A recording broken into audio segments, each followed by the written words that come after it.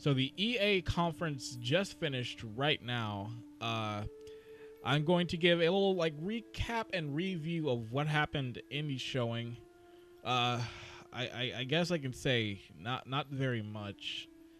So they opened up with Battlefield 5. They talked a little bit about it. They kind of reiterated some things they said recently. They're not going to charge for maps. They're not going to charge for anything like that. It's all going to be earned in the game. They upped their physics system, so now you can really destroy buildings and other things. And they also announced too that we're going to see a battle royale mode, which it's like, do we really need it now? Like every game now has a battle royale mode, and I'm getting sick of it.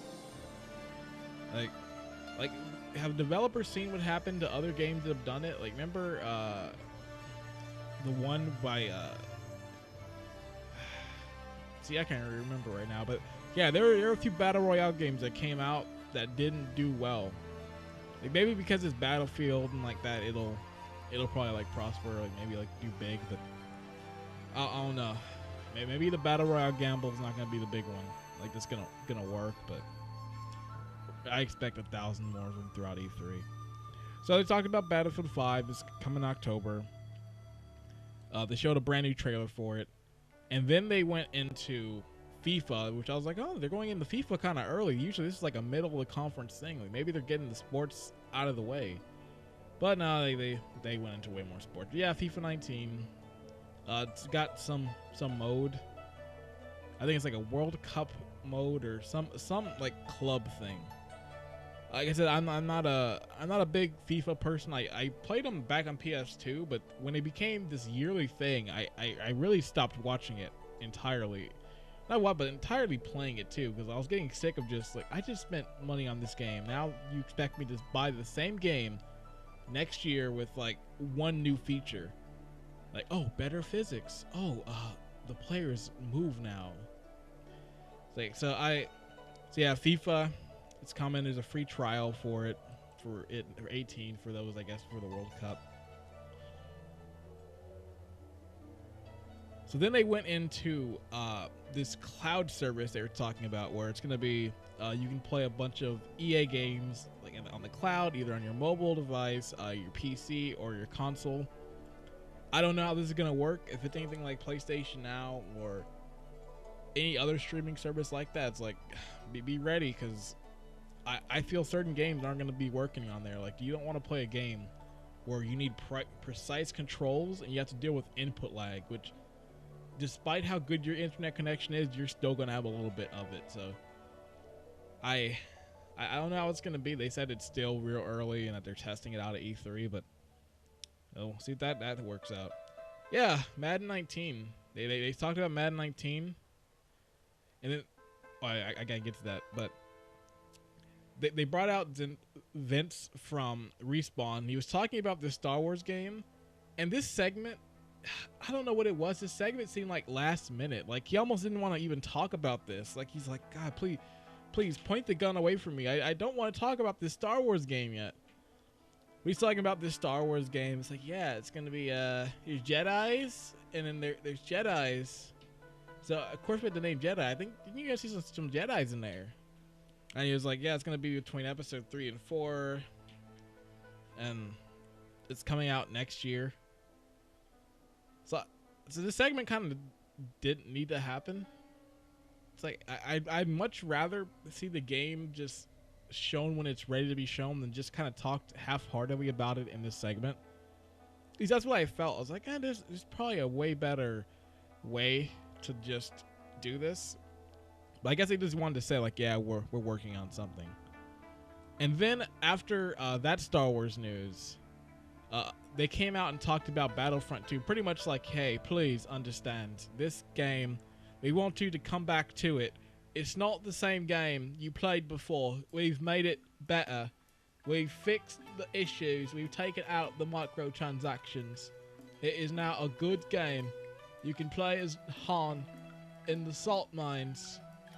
Well, pretty much something like that, and to the degree of, yeah, we made a mistake. We really screwed up at launch and did things that we should have known going in we're gonna just be trouble from the beginning. But they went in and fixed it, and that they're gonna be adding some new characters to the game. We're gonna see characters from the Clone Wars. You're gonna see General Grievous, Obi-Wan Kenobi, Count Dooku. Which the funniest thing is when Count Dooku was announced at this thing, he nobody clapped for Count Dooku. Like I think, yeah, like I think Anakin got a bigger one and like a few others, but it's like no one cared for Count Dooku. But yeah, they're still adding stuff to Battlefront 2. They're still supporting it. So we probably won't see anything new from Battlefront in a while then if they're doing something like this. So then after Battlefront 2, well, if this thing will work, said this is pretty rough. But yeah, they went right into Unravel 2. So yeah, they made a sequel to Unravel. This one has got co-op, and it seems it's got a big focus on co-op. And it actually looks pretty all right. I was actually kind of liking this. I was digging this. I was saying like, I never went back and finished Unravel, but like maybe now is the time too before this game comes out. Which I have to start playing Unravel now because they also announced that Unravel 2 is just out now. So they pulled the E3 like staple of announcing the game at the show and releasing it the day of. So Unravel 2 is out right now. I am considering at some point. I don't know if it's going to be today, but at some point soon, I probably will pick this game up and just give it a try. Depends on the price. So then they went on to talk about their EA Originals and how like, The Way Out did very well. Now that studio has gone on to a bigger place, and that they're going to be working on more stuff with EA. And then talked about another game. I can't remember the name of it. I think it's just called SOS. And she was talking about like how this game's emotion, it's got heart, soul. I don't know how the game plays, but there's some parts in the trailer I thought looked kind of cool. So I really will have to see more. But I guess like I was like, did you really have to say all this about the game? Like the trailer kind of explains it, but looks all right. I may look out for SOS at some point, see where it's going.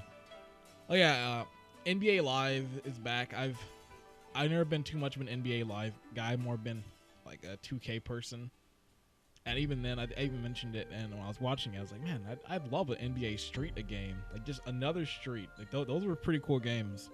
Those old NBA games were pretty great too. Like NBA on like the PlayStation 1, Super Nintendo, like college basketball, like NCAA. It's a good game. Oh yeah, and then after that, they brought out a Madden Pro player and a dude from the Steelers, the wide receiver. And then they're just talking about Madden, and he's like, and the guy right here was like, well, you know, I could have gone to my high school graduation, but there's a Madden tournament, and you know, I had to pick Madden. I had to make that money. And it didn't help because I might have to go back because they were showing like the trailer of this guy like setting it up for him to come on stage, and he's like, I hate losing. I just hate it. And it's like, I don't like this guy at the start because like some dude walks up to him after a match, shake his hand like you should do in most like kind of things like that to be a professional. This dude doesn't even shake his hand. He just treats him like, I don't care for you. Like already off to a bad start. And then I was just like why is this in here? Like just to show off Madden 19. That's just get on with it. So yeah, they went on Madden 19. It's coming. We expect it.